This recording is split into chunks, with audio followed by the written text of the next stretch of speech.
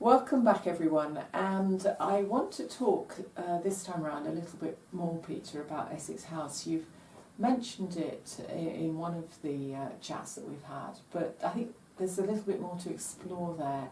So, Essex House, that was, I assume, Leicester House before that, and tell us a bit more about it, if you would, please. Yeah, it's the position of Essex House in a way that's, to me, the most interesting. Yeah. Because it's a special part of the whole London-Westminster scenario. Right. And that itself is a special part of the whole British landscape zodiac and so on. So Yeah. this is where position matters. Yeah. Like we were talked about in another one of these video talks. Yes. It actually matters where you are in a room, for instance. Yes. It either enhances what you want to do or it stops you doing what you want to do. Yeah. You have to find the right position for the right purpose. Well, the same thing in the layout of a town or city and so on. There are certain places that function well for certain things. Yes. And if you know that, Yeah. then you can make the most of it. Mm. And certainly in the Tudor times, the Tudors themselves knew something about this. Yes, I mean, we have, you know, you might consider it circumstantial evidence, but there are signs that the Queen was very aware at this level. Yes. Yeah. Like her father, Henry VIII, Yeah. had been too. Mm. And Dr. John Dee, you know, Yes. he's famous for pointing out there was a landscape zodiac centred on Kingston, in the Kingston zodiac, Yes. it's Yeah. called. Mm-hmm. And it exists, it's there. Yeah. And the Tudor monarchs built key places, palaces, you know, in key places in that zodiac. Queen Elizabeth carried on a similar thing. Yeah. But it doesn't mean to say that was new things they did. They were carrying on an ancient knowledge, so Yes. previous people already used some of these places. Yeah. Mm. And site of Essex House is one of this. Right. Well, So Essex House, originally known as Leicester House, because that was given to Lord Leicester by the Queen. Yeah. And then when Leicester died, he handed over to his son, and then became the Earl of Essex's house. Mm. And that's where all the poets and their patrons met. Yeah. Patrons being the noble Mm. people, nobility, but the poets being mostly, not all, but mostly of the unnoble classes. Yes, the common folk. Common folk, yes. Well, the site is actually on what used to be called the Outer Temple. And then you've got the Middle Temple and Inner Temple. Yeah. These Inner Temple and Middle Temple are the two Inns of Court nowadays. Right. But originally those three parts, the Outer, Middle and Inner Temple, were the headquarters of the Knights Templar in England. Right. And that was their London headquarters, yeah. They were very specific about where they put their buildings. They were. They had a deep, well, the leaders at least had a deep esoteric knowledge of these things.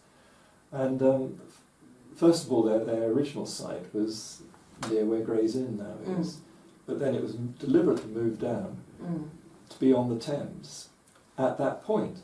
And that point is exactly where the border of the City of London changes into that of Westminster. So it's the border between Westminster and the City of London. So business and...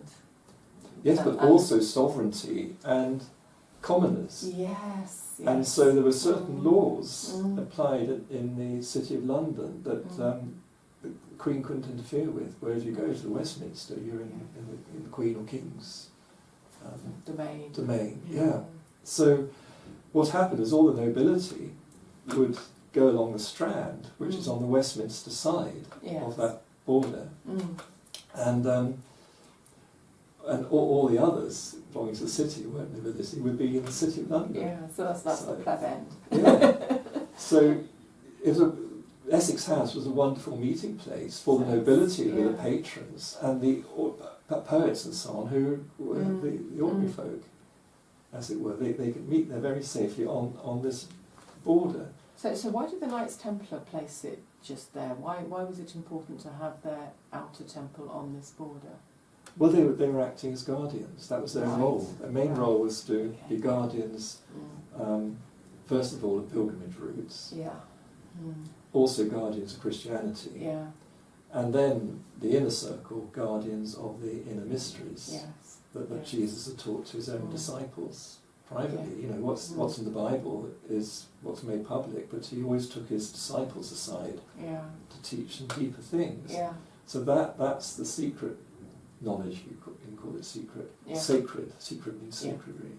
And that's what was passed on in the so-called mystery tradition. Yeah. Sometimes persecuted by the church, but other times it was, you know, people in the church, abbots and so on, they had this knowledge, they passed it on, particularly in Cistercian brotherhood. Yeah. Cistercians were primary movers in founding the Knights Templar to start with. And so that's a whole big story in itself, how the founding of that and the carrying the inner mysteries. So anyway, the Knights Templar have always been important from that point of view, even though they were suppressed. Yeah. And so the order wasn't persecuted in England, but it was disbanded. Yeah. And many of the knights joined the Knights Hospitallers, and their lands became the Hospitaller lands, and so on. But the knowledge was still passed on in esoteric societies. And this is what the poets meeting at Essex House had. Yes, they were on this land. The people meeting there were part of what was called then the Society of the Golden and Rosy Cross, the Rosicrucians. And they had this deeper knowledge of things, deeper wisdom. And that's what they wanted to promote in the poetry and plays that they were producing, to try to enshrine. And so that's why the Shakespeare thing came about. Yeah, so I mean, really, it's an act of service to the world, isn't it? Act of service to the world. Yeah. Which is totally aligned with the Rosicrucian values. And at the esoteric level, from what I understand, the Knights Templar, the inner, again, it was about a form of service and about raising consciousness and things like that. Yeah. And the traditional role of the gatekeepers, it's called, is very, very symbolic of the highest truths. Right. So it's like Christ is called the gatekeeper of heaven and earth. You know, he's the great judge. He either allows you in or keeps you out, depending on how good you are, basically, how well you've done. And it's also put in terms of the righteous to the right and those who are not righteous to the left. It's a sorting out, last judgment sort of thing, which goes on all the time, but also en masse at particular key moments in human history, like right now. And that's another story really, but usually those who are not very righteous haven't a clue about any of this.